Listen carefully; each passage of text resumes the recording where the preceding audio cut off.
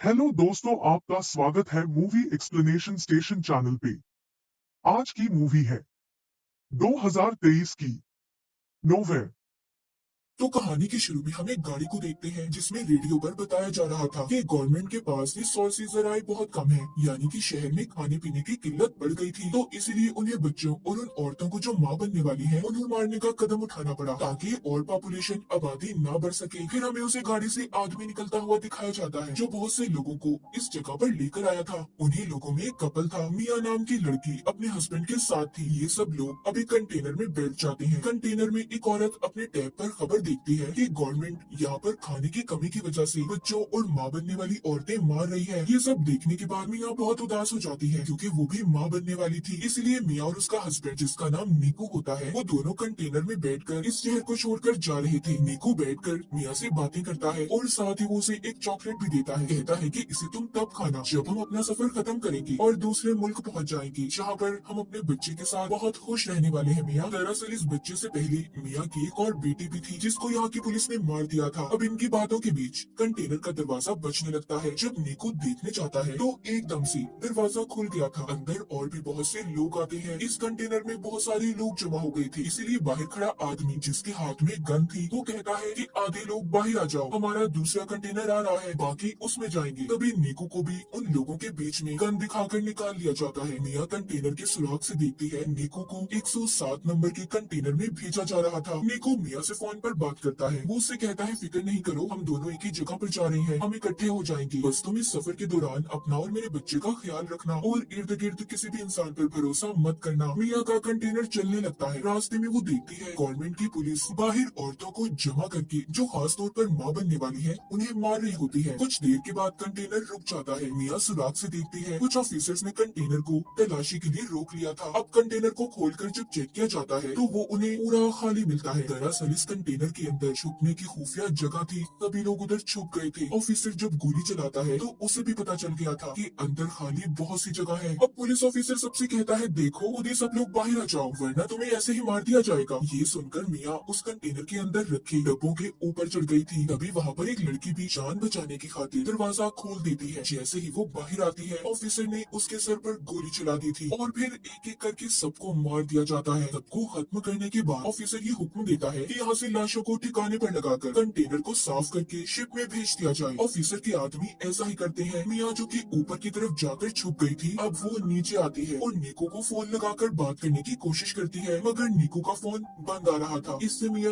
बहुत ज्यादा परेशान हो गई थी। फिर वो वहाँ पर उन्हीं मरे हुए लोगों के सामान को देखने लगती है जो कंटेनर में थी। उसे एक बैग से ड्रिल मशीन, चाकू, लाइट मिलती है और भी बहुत सी चीजें थी। मिया का कंटेनर शिप में रखवा दिया जाता है। रात भी हो गई थी। तभी समंदर में तूफान आ गया था। उस तूफान की वजह से मिया का कंटेनर जोर जोर से हिलने लगता है। वो मदद के लिए बहुत चिल्लाती है मगर यहाँ पर कोई भी उसकी आवाज सुनने वाला नहीं था। कंटेनर अब और भी ज्यादा जोर जोर से हिलने लगा था जिस वजह से मिया का सर एक बॉक्स पर लगता है। वो बेहोश हो गई थी। अब जब सुबह होती है और मिया को होश आता है तो देखती है कि उसका कंटेनर बाकी कंटेनर्स की तरह समंदर में डूब रहा है। वो निको को कॉल करने की भी कोशिश करती है मगर उसका फोन भी टूट चुका था। पास ही से उसे बहुत सी आवाजें आ रही थी जो कंटेनर में बंद लोगों की आवाजें थी। सब मदद के लिए चिल्ला रहे थे। वो अपने कंटेनर के सुराग से देखती है कि 107 नंबर वाला कंटेनर पानी में डूब गया है जिसमें निको था। अपने हस्बैंड की ऐसे मौत देखकर तो वो बहुत ज्यादा टूट चुकी थी। सोचती है कि अगर निको ही नहीं रहा तो मैं जिंदा रहकर क्या करूंगी। इसीलिए अब वो खुद को भी मारने की कोशिश करती है कि तभी उसे अपने बच्चे का एहसास होता है। वो अपने बच्चे के बारे में सोचने लगी थी, इसलिए मरने का इरादा बदल लेती है। वो ये सोचकर खुश हो रही थी कि बहुत जल्दी इस दुनिया में उसका और निको का बच्चा आने वाला है। यही सोचते सोचते वो सो जाती है। अब जब सुबह को वो उठती है उसके कंटेनर में पानी भरने लगा था। वो डूब रही होती है,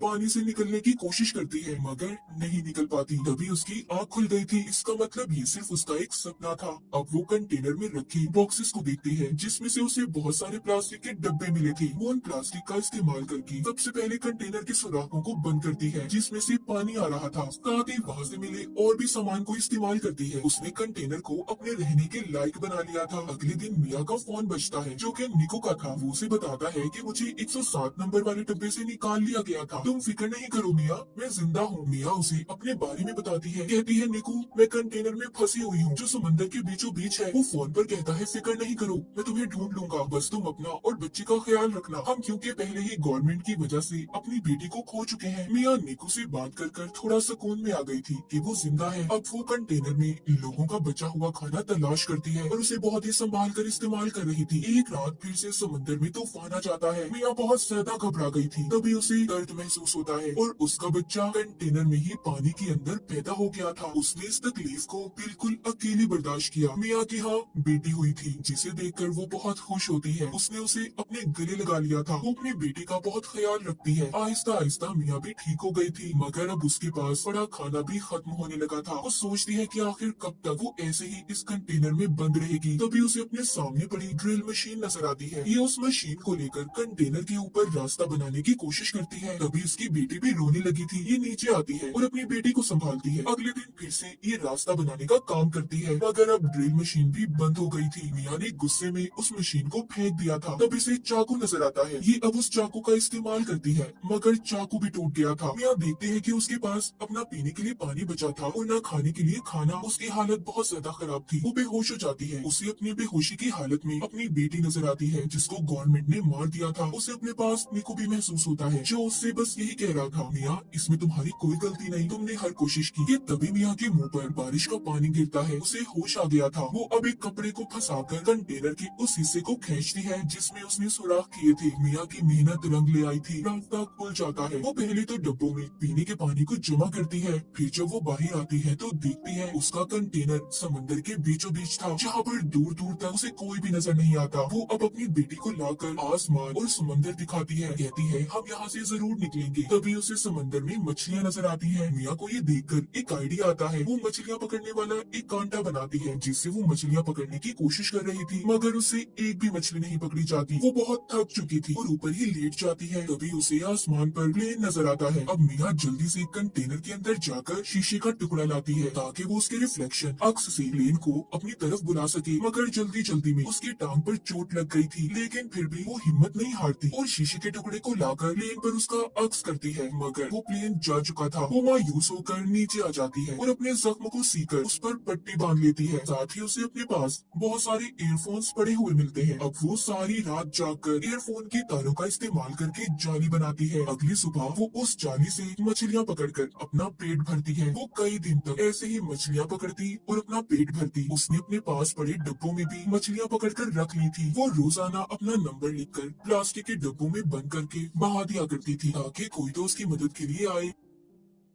एक रात उसे निकू का फोन आता है जो कहता है मिया मुझे माफ कर दो, मैं तुम्हें बचाने नहीं आ सका। हमारे कंटेनर को पुलिस ने पकड़ लिया है, मुझे गोली लगी है। मिया कहती है निकू हमारी बेटी हुई है जो बिल्कुल तुम्हारी जैसी है। वो उसे अपनी बेटी की आवाज भी सुनवाती है कि तभी उसका फोन बंद हो गया था। मिया बहुत रोती है और कंटेनर के ऊपर ही सो गई थी। ऐसे ही उसे कंटेनर में रहते 32 दिन गुजर जाते हैं। कंटेनर में जितना भी सामान था सब मिया ने इस्तेमाल कर लिया था जो जो उसके काम आ सकता था। अब वो कंटेनर के ऊपर डब्बों का इस्तेमाल करके एक छोटी सी कश्ती बनाती है जिसमें उसने अपनी बेटी को लिटा दिया था और मछलियाँ जमा करती है कि तभी उसे एक परिंदा नजर आता है जिसे देखकर वो सोचती है कि आसपास जरूर कहीं खुशकी होगी। थोड़ी देर में रात भी हो जाती है। मिया के कंटेनर में पानी भरने लगा था। उसकी बेटी की तस्वीर कंटेनर में गिर गई थी। मिया जब उसे लेने जाती है तो उसका पाँव रस्सी में फंस गया था। तभी ऊपर से उसकी बेटी की छोटी कश्ती पानी में बह गई थी। मिया किसी तरह अपने पाँव को जैसे तैसे छुड़वाकर बाहर आती है, मगर अब उसे अपनी बेटी कहीं पर नजर नहीं आती। वो पागलों की तरह उसे यहाँ वहाँ ढूंढ रही थी, मगर वो उसे कहीं पर भी नहीं मिलती। दूसरी तरफ मिया की बेटी के पास एक बहुत बड़ी व्हेल मछली आती है जो उस पर पानी गिराती है। तो मिया की बेटी रोने लगी थी। मिया अब उसकी आवाज सुनकर तैरकर उसके पास पहुँचती है और अपनी बेटी से कहती है मैं सिर्फ तुम्हारी वजह से जिंदा हूँ, असल में तो तुमने मुझे बचाया है। इतना कहकर मिया उसी कश्ती का सहारा लेकर सो जाती है। जब सुबह होती है और मिया की आँख खुलती है तो वो डब्बा खोलकर एक मछली खाती है जो उसने कश्ती के साथ डब्बे बांधे हुए थे। मिया अपनी बेटी को देखकर कहती है, हमने वो सब किया जो हम कर सकते थे। असल में तुमने मेरी जान बचाई है। तभी मियाँ आसमान पर कुछ परिंदे देखती है। वो उनके लिए मछलियाँ फेंकती है। उसके इर्द गिर्द बहुत सारे परिंदे जमा हो गए थे। तभी दूर से बोट कश्ती में एक लड़की की नजर उन परिंदों पर पड़ी थी। वो अपने डैड को अपनी बोट वहाँ पर ले जाने का कहती है। जब ये उधर आते हैं तो इन्हें मियाँ की बेटी मिलती है। वो लड़की उस कश्ती को देखकर सोचती है कि आखिर इतना प्यारा बच्चा वो भी पानी में किसी ने कैसे छोड़ दिया। तभी उन्हें मियाँ की बेटी की कश्ती के साथ एक रस्सी बंधी हुई नजर आती है। जो वो उस रस्सी को खींचते हैं जिसमें से मियाँ बाहर आती है। उसने दरअसल उस रस्सी को अपने बाजू से बांध लिया था। वो मियाँ को ऊपर खींचते हैं। लड़की उसे बचाने की कोशिश करती है क्योंकि मियाँ बेहोश हो चुकी थी। वो लड़की मियाँ को किसी तरह होश में लाने की कोशिश करती है, मगर मियाँ का सांस पानी में रहने की वजह से बंद हो गया था। जब मियाँ अपनी बेटी की रोने की आवाज को सुनती है तो उसे होश आ गया था। वो उनसे पूछती है कि मेरी बेटी कहाँ पर है। वो लड़की मियाँ की गोद में उसकी बेटी देती है। बोट में लड़की के डैड मेडिकल मदद बुला रहे थे। मियाँ सबको देखकर बहुत खुश थी कि उसकी और उसकी बच्चे की जान को इन लोगों ने बचा लिया। वो अपनी नई जिंदगी के बारे में सोचकर रोने लगती है। मियाँ ने बहुत सी मुसीबतों का सामना किया था। आखिरकार उसने अपनी और अपनी बेटी की जान को बचा लिया। माँ बनने की ताकत ने उससे हर वो काम करवाया जिसके बारे में उसने कभी सोचा भी नहीं था। उसने एक बहादुर लड़की की तरह कंटेनर में बहुत से दिन गुजारे। मियाँ की इसी बहादुरी को दिखाते हुए इस फिल्म की कहानी भी यहीं पर खत्म हो जाती है।